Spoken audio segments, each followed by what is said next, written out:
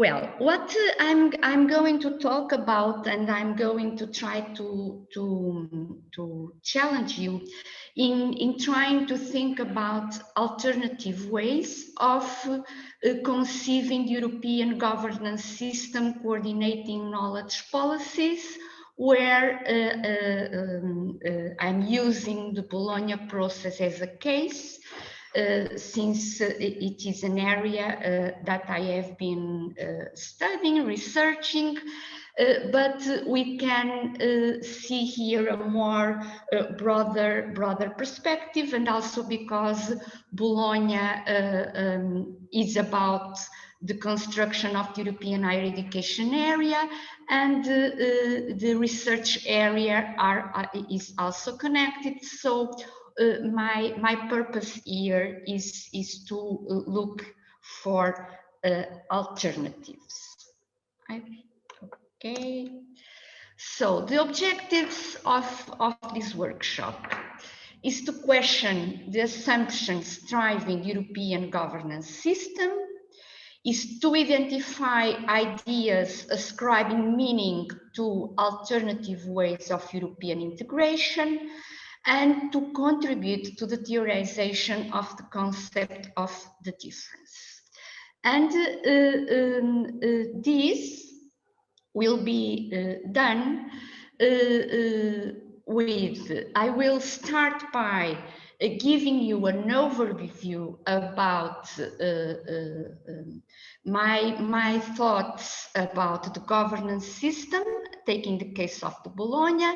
Then we'll go to the concept of difference, and then your contribute is in imagining alternative futures. And for that, I will use the OECD scenarios that you will be put in and try to imagine an alternative. But I will give you later the details. This is just to give you an overview about the outline of the workshop. To start with, the governance system coordinating the knowledge policies is or may be characterized by a concept that I was going to explain, but I borrow it from the European studies literature, that is differentiated integration. And differentiated integration is about flexibility, and the building the European higher education area, implementing the Bologna process, is about flexibility in the meaning that there are some action lines, objectives, and each national state, each higher education system, each institution, academic students, all them build the European higher education area and implement the Bologna process on their way. And my question, and this is the first question, and this is something that I want to use to prompt a discussion, and there are no correct or wrong answers. It's just to have an idea about to what extent this concept, this idea, is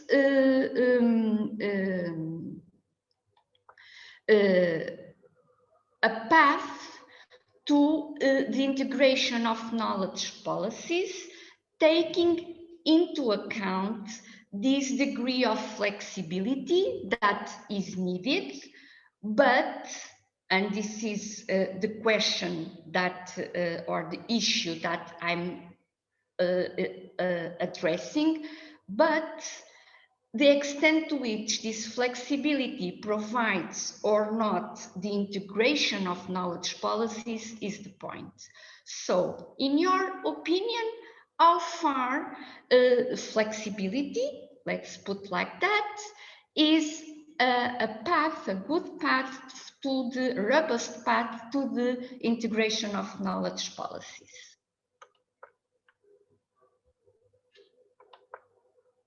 Are you able to react? It says waiting for you to do something. Okay. It's working for me. Yeah, it's working. Okay, perfect.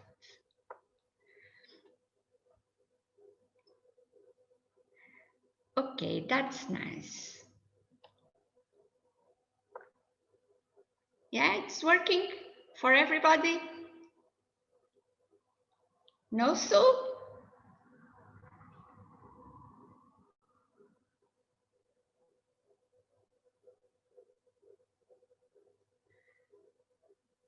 Okay, so what we have here is that,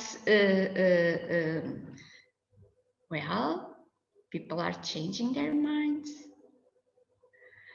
Okay, well, this is very interesting because it shows that there is no clear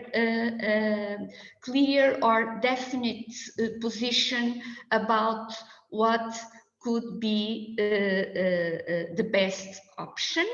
And of course, the idea of flexibility is an attractive one, because we do not impose, or we do not want to harmonize higher education systems, institutions, degree programs, and so on. So this is the best way, or at least a good starting point, to conceive the protection, or to guarantee that diversity, differences have a space to keep going.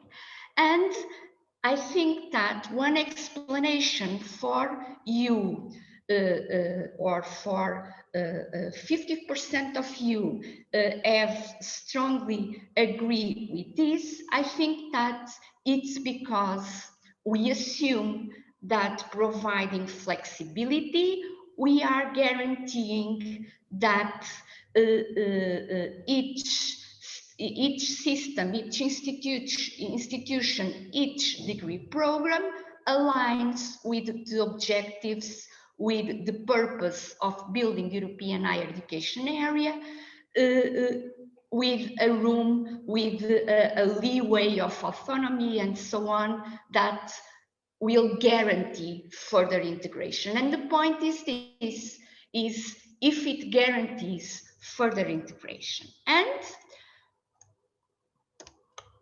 what now? I don't know. Okay, so just to make this point, so differentiated integration is the process whereby European states opt in or out to move into specific objectives and goals. And this gives the actors, the states, to come to assume different rights and obligations, and to share a distinct attitude towards the integration process. As I was mentioned before, what is at stake here is if this process, the process of differentiated integration, guarantees or not further integration or more integration. And to learn your opinion also regarding to this, what I wanted to know from you is the extent to which this process of flexibility, of trying to integrate these aspects, are or not contributing to these issues. Contributing to economic growth, recognition of cultural diversity, social cohesion, scientific and technological advances, all of this. So in terms of what is your perspective if we look at the European higher education area in European terms, if across nations we feel more integrated in these areas.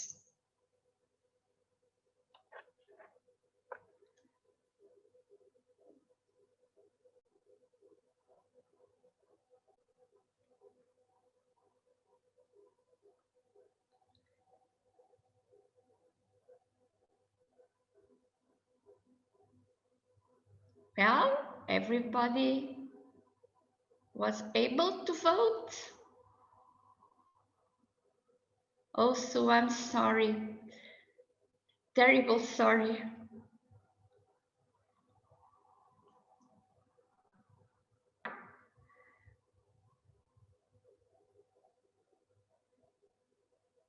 Very interesting that according to your perspectives, okay, cultural diversity has been preserved, and differentiated integration has been able to provide or contributing to preserve cultures, languages, and so on. And 30% all the above, where we include economic growth that was not pointed as a specific issue or a specific effect of differentiated integration of research and higher education, which is very interesting. But it was a surprise for me that scientific and technological advances are not so much related with this issue of having a process of differentiated integration of research contributing to this, which is interesting by itself. But what I wanted to highlight is that, well, social cohesion is not really a major contribute of this process of providing flexibility of higher education and research integration to contribute to social cohesion. And this is something that deserved my attention, and that's why I have been building the argument that more specifically, the Bologna process, the establishment of European higher education area is in tension with, if you want, an instrumental economic value, and all the values that we yesterday spoke about, referring to the ethical issues, the political, social, and so on. So, given the fact that at European level, three options may occur in terms of provided integration of the systems, and if a federal Europe is not, it's the political project that it's not really in place, a Europe of states is another option, but what we have in education and in other policy sectors is this idea of Europe with a variable geometry. And what this is providing for the analysis that I have been taking of the Bologna process is that the differences, and here differences mean the conditions higher education systems and states have as departure points, such as the social, economic, political structures, are not really taken into account to be further integrated, but to be, and I put into commas, as an excuse for non-integration, For instance, Portugal is not further integrated because of their economic and social structure that lags far beyond, for instance, Germany or France or Italy, other higher education systems. So my another question for you to vote is about this one. Well, if Bologna, or the extent to which are Bologna differences across higher education systems, how these differences in terms of structural aspects of higher education systems have been dealt with within the Bologna process. And I have here several or some options. The first one is if these differences are dealt with in terms of development. This means, for instance, the other higher education systems is different due its stage of development, as I was putting. For instance, are there states or systems, higher education systems, that are leading the way due to their stage of development? Are the other systems different, but its difference is read to a standard? And yesterday we spoke a lot about this, the extent to which the standardization, the metricization is a way to recognize this difference. Another option to deal with differences is to see the extent to which difference is dealt with in terms of building trust through cooperation, or if difference is a relationship, and it's by knowing that the relationship will be or need to be worked out so that these differences are really recognized and taken into account in the integration process.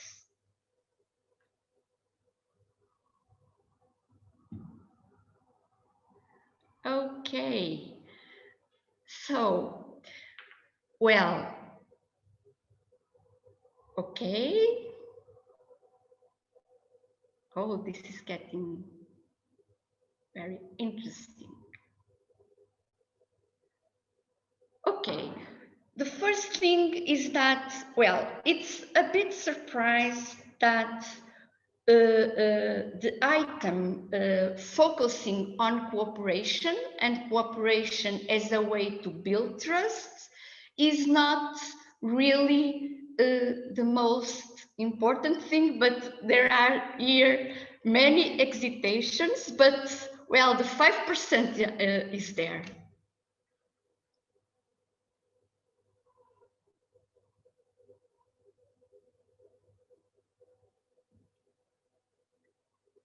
Okay, so I think that this is very interesting because of this issue I was trying to underline. This 5% means that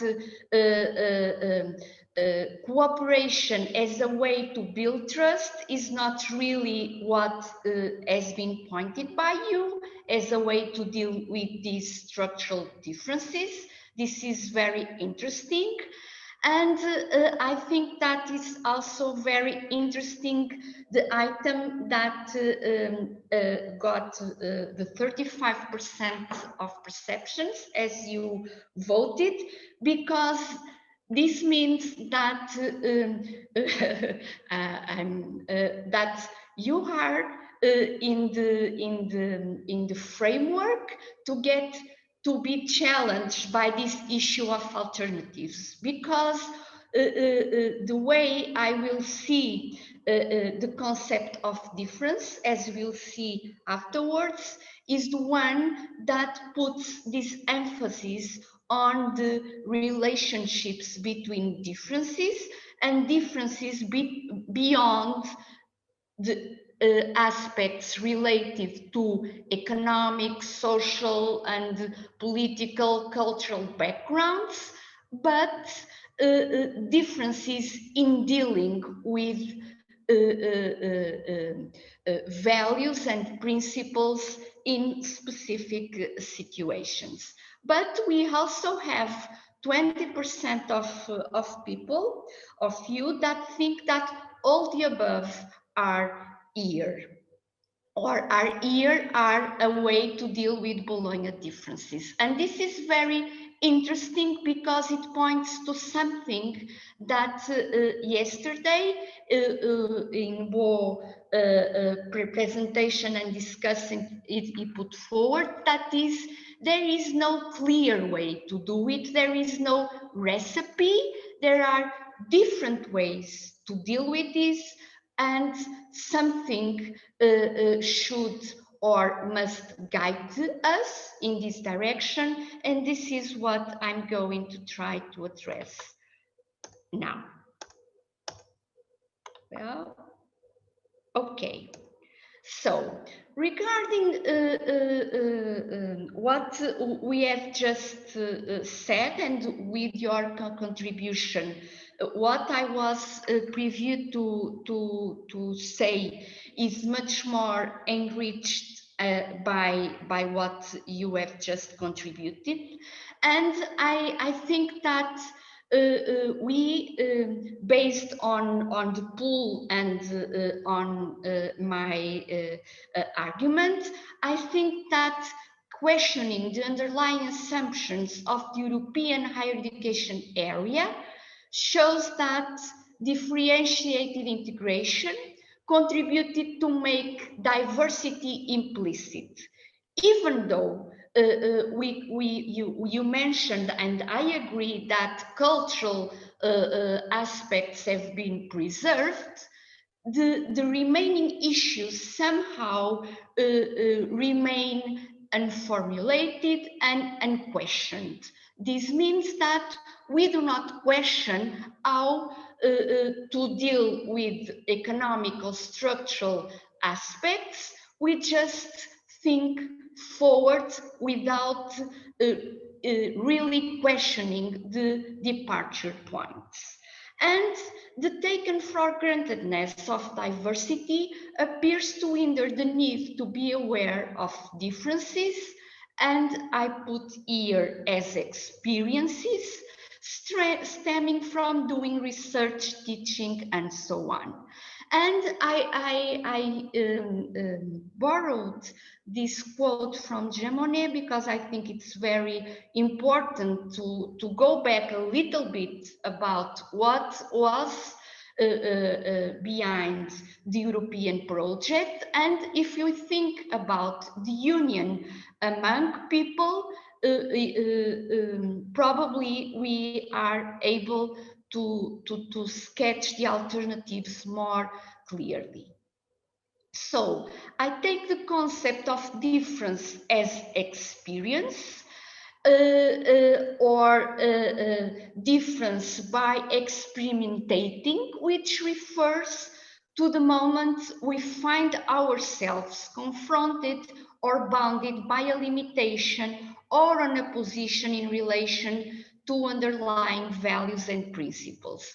And this goes beyond the concept of difference, that something can be determined, it's visible, as gender, race, religion, and so on, because usually when we refer to differences, we refer to things that are in opposition, that are in different poles of the discussion. And what I'm bringing here are some examples to see the extent to which these situations, three situations I'm bringing here, to try to ask and to make us think what this kind of situations presupposes in terms of what is unexpected here.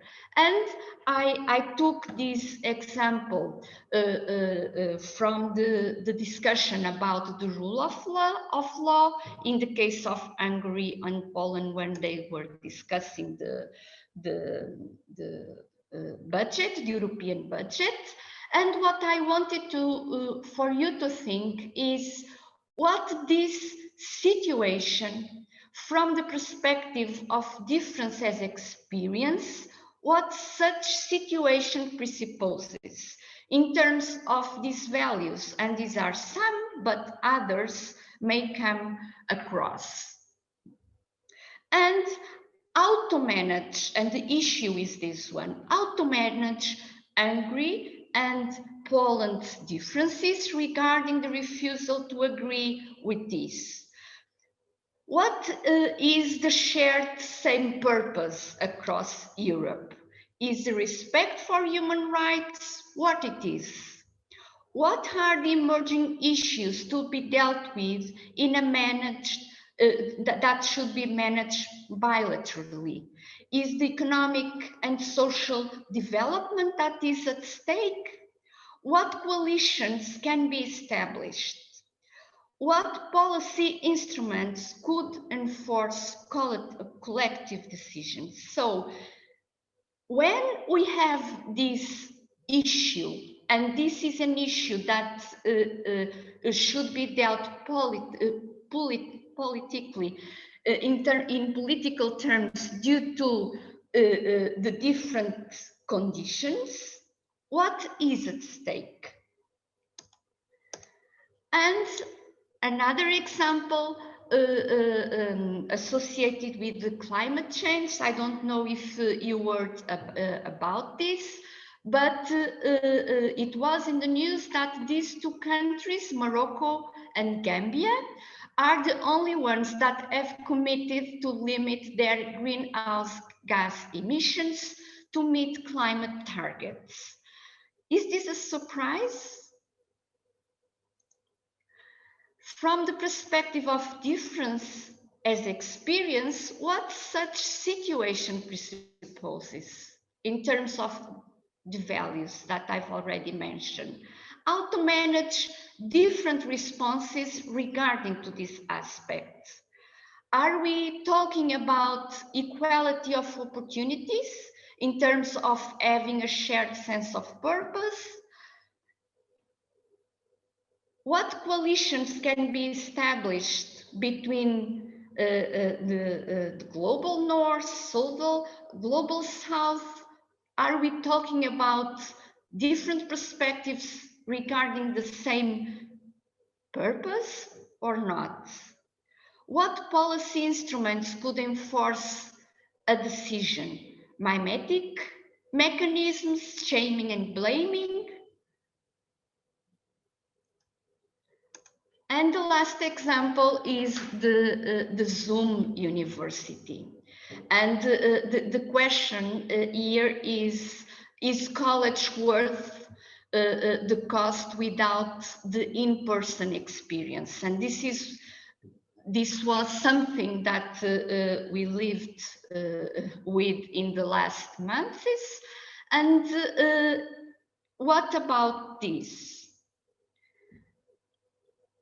What such situation presupposes in terms of this, in terms of these values, and how to manage the differences in promoting teaching and learning across the globe.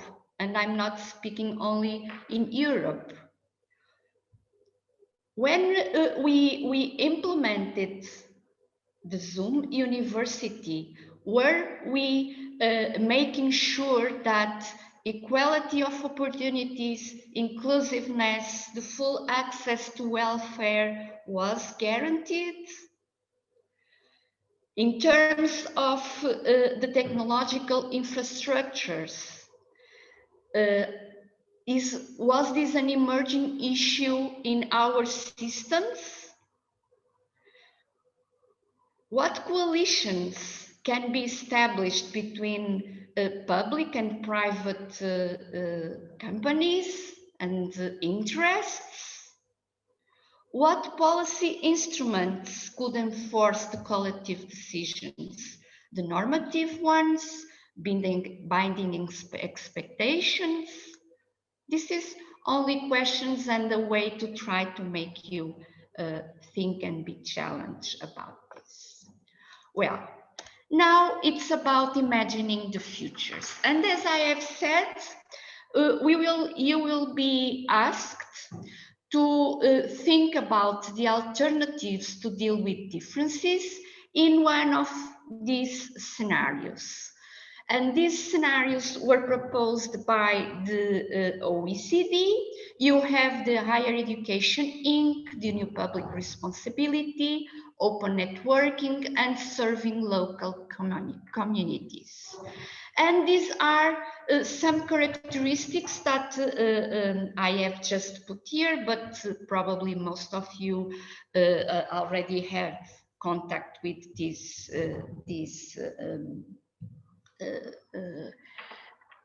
information. Well, the drivers of the Higher Education Inc. scenario is put on the trades, is put on higher education as a merchandise, as something to be traded. New public responsibility puts an emphasis on the new public management perspective and the budget pressures regarding public expenditure. The open networking is driven by voluntary cooperation to lead to gradual harmonization, trust, recognition of foreign education offerings. And the service local communities is driven by the backlash against globalization and internationalization. And some of the axes, this means what links society and higher education, if you see it is in a continuum. I highlighted here some aspects. In the first scenario, research and teaching are increasingly disconnected. It's here you see, for instance, the trend towards unbundling research and higher education institution and education mission of institutions. In the new public responsibility, you have the issue of academic, the reputation of academic research. In the open networking scenario, it is a scenario driven by the technology efforts to make this networking more effective. And look at this workshop that is driven by technology, and we are here networking. And the other scenario is giving a primary role to teaching, then to research, being research a welcome byproduct. And the idea sustaining the relationship between society, knowledge, and higher education are highlighted here. In the first, competition; the second, the public-private partnership; in the open networking, the economic sustainability and cooperation and collaboration; and in the fourth one, the local economic needs. So what I will be asked you to be is to be in one of these scenarios. You don't know which one will be, because Mati will be in charge of doing that. And what I wanted to do, or to challenge you to do, is to base on your experience as a researcher, teacher, PhD student, think about a situation where you found confronted, limit, or opposed to European values. And these are only examples. And what I wanted to reflect in your group is what did such situation presuppose in terms of questioning such values?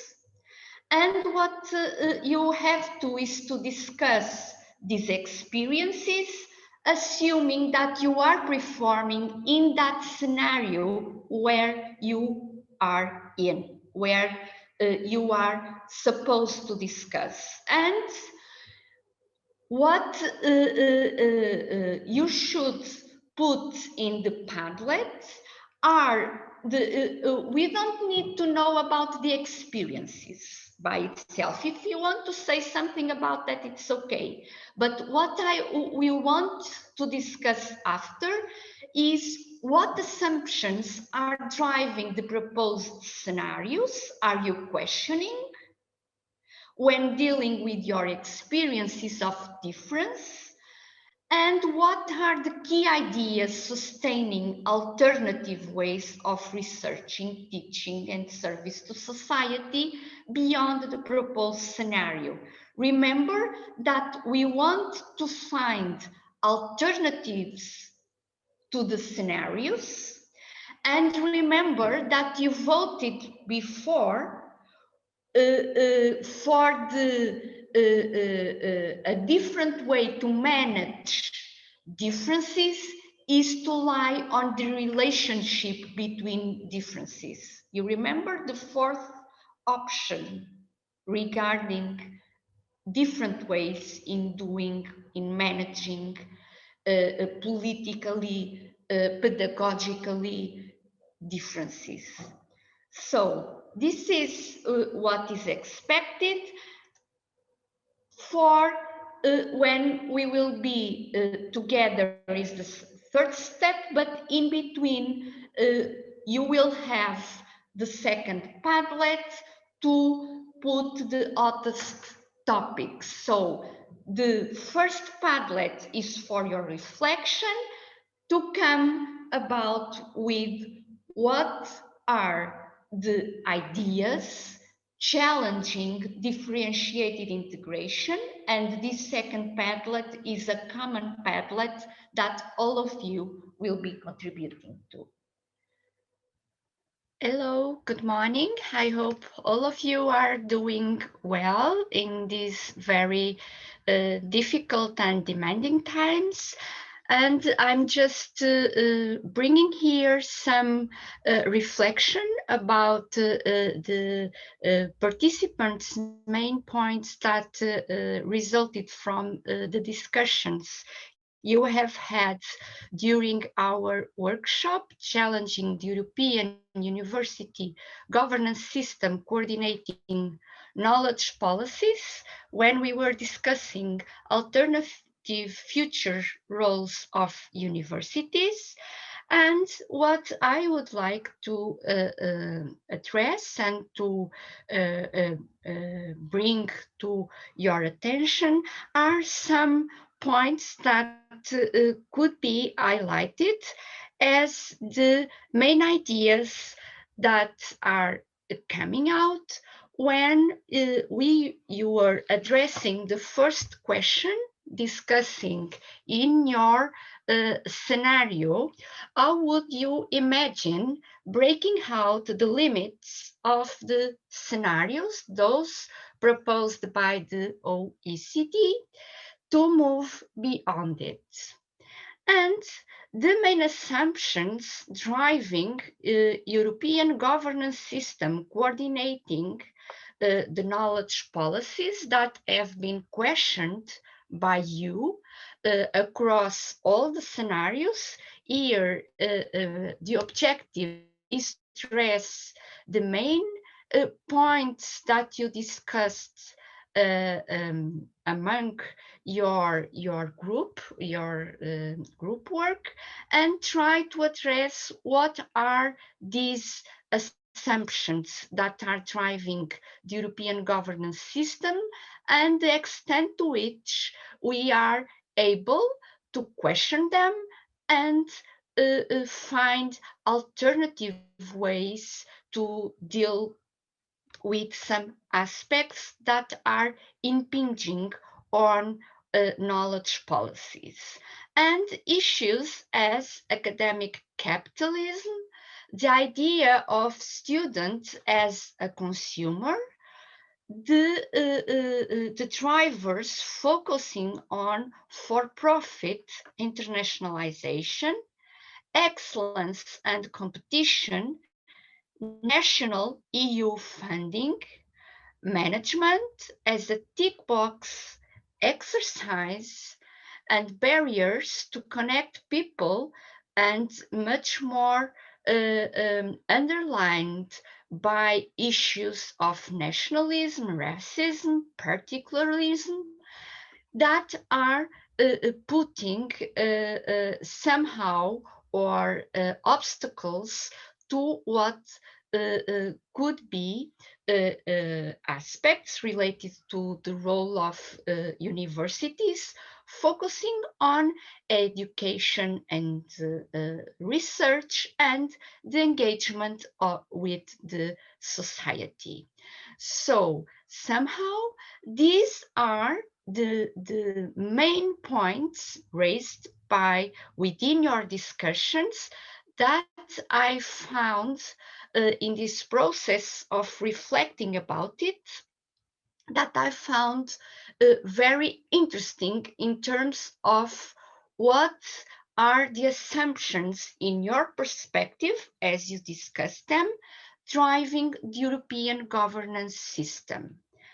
And looking now at how can we manage the experiences of difference that you have also discussed within your working groups and scenario, when I ask you to think about how would you imagine breaking out the limits of the scenario where I ask you to be with, to be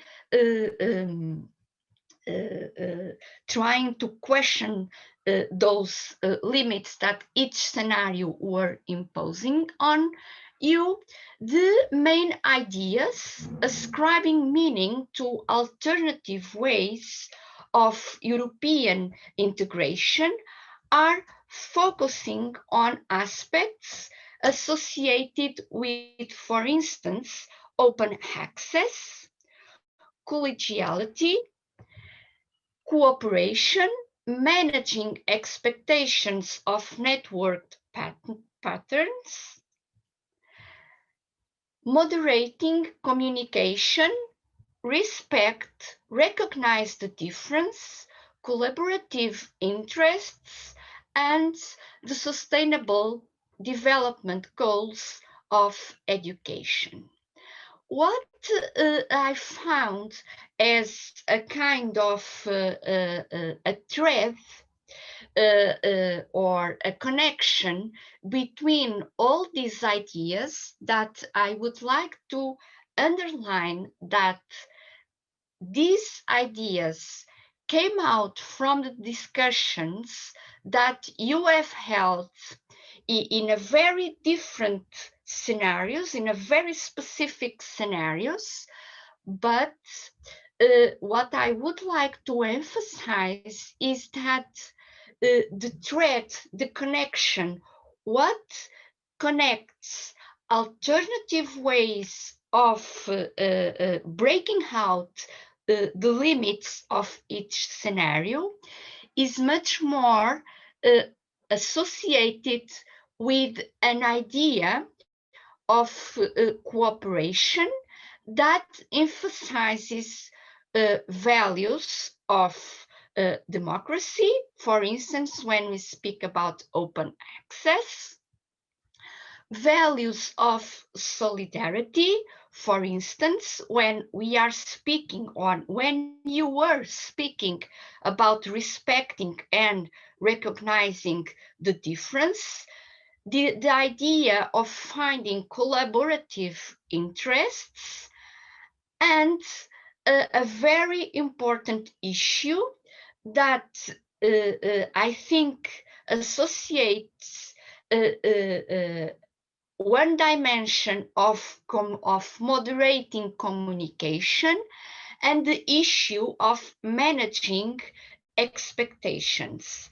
And this is very crucial for what could be the future of European cooperation within the European integration process of higher education, and what we want to address also in the project about the European universities' critical futures. So what is critical is probably the assumptions that we are questioning that came out from how would you imagine breaking out the limits of the scenarios that I've just put you before in the slide before, and now here these ideas emerge as ways to do it, to do these alternative futures. And very interestingly, they could also be part of something that could be on the agenda of higher education research to see the extent to which we can not only empirically appraise this, but also to assess the extent to which alternative futures of the role of universities could be or are in place. Another aspect that I also want to address, and this is the last one, I'm sorry if it is being too long, but I just want to take this opportunity also to reflect or to share with you my thoughts about something that is underlying all these discussions about the future roles of universities, that is the extent to which our discussions, your discussions, my reflection is contributing to explain the concept of difference as experience. And based on the issues that you have highlighted, there are here some aspects that I think could contribute to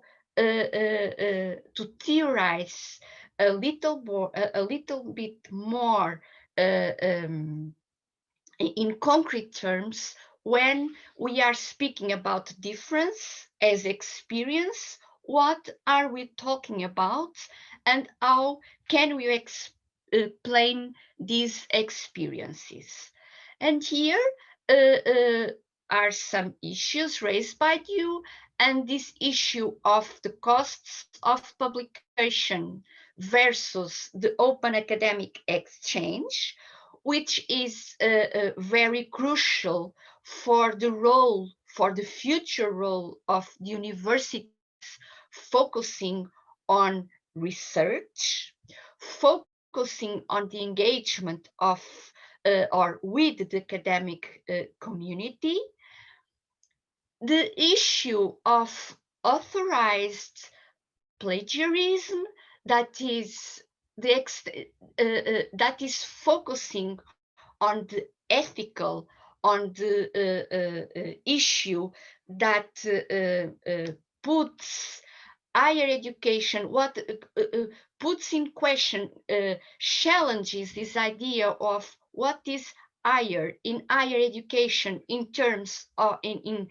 ethical principles, and what mechanisms can we convene to deal with this. The issue of equality of opportunities is also underlying this our experience with the differences, not only focusing on the rationales of internationalization that push universities to more competition than cooperation, and the access to research funds that is also associated to this issue of who pays the publication of research funds. And the issue of racism and how this is associated also with equality of opportunities, only based on the dimensions of internationalization, but it also affects all the access, all the possibilities. All have to have the opportunity of have higher education and access to higher education institutions. And of course, the role of students that is brought here in terms of organized, or in terms of students' movements and associations, organized reactions against globalization, but also against a version of internationalization that is emphasizing competition, and also a version of cooperation that is much more than before, focusing on having a very specific purpose to cooperate, and not assuming cooperation as a value by itself. And with this, I think that our workshop developed a little bit further, and what I expect with this reflection is to be able to raise other issues that could come out from all of this, and digest all this needs time. And of course, we will have other opportunities, I hope, to discuss this and other issues. So thank you very much for listening, and thank you for all the opportunity I have had in December and now. Thank you.